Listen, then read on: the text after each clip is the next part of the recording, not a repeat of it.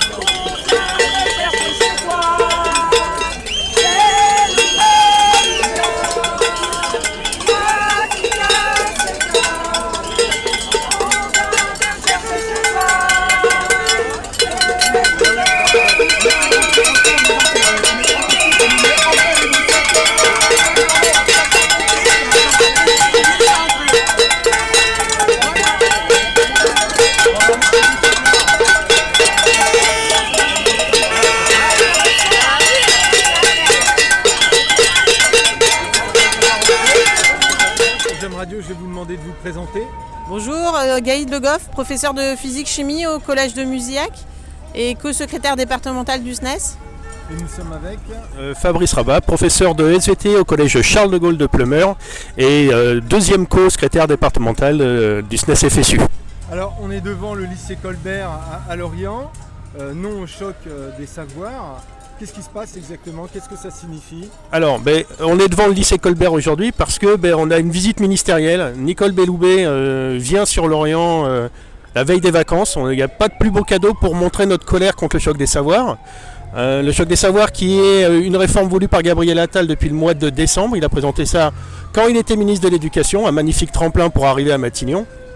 Et qui amène différentes composantes qui vont amener un tri au niveau des élèves, qui vont amener une ségrégation au niveau de nos élèves et là ça va poser énormément de problèmes avec différentes choses comme le DNB obligatoire, le fait d'avoir des groupes en français et en mathématiques dans certaines disciplines, les savoirs fondamentaux. Donc de ce côté-là, nous on est contre, avec d'autres problématiques comme la labellisation des livres ou on va dire des évaluations standardisées qui va permettre ce classement des élèves.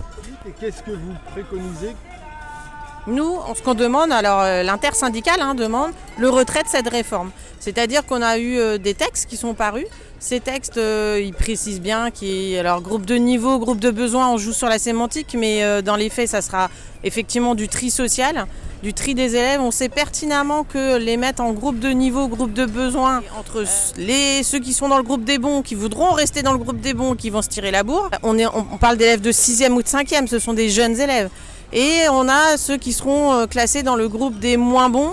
Et là, bonjour la motivation pour avancer. En nous les vend, vous aurez des groupes à effectifs plus réduits. Certains établissements ont eu des heures, pas tous. Les effectifs réduits, c'est quand même très 23-24.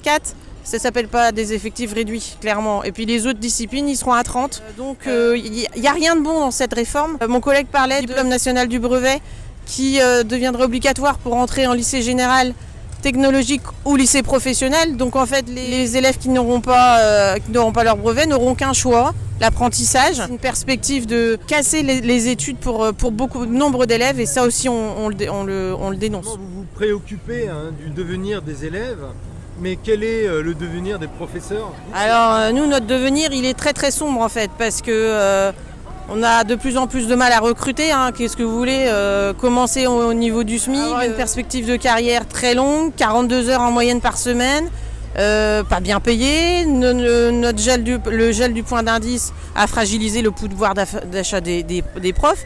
C'est plus très fun d'être prof en fait. Si vous aviez quelque chose à ajouter ensemble, ça serait quoi? Non, nous ne trierons pas nos élèves et oui au retrait de ce projet. Merci beaucoup pour J'aime Radio.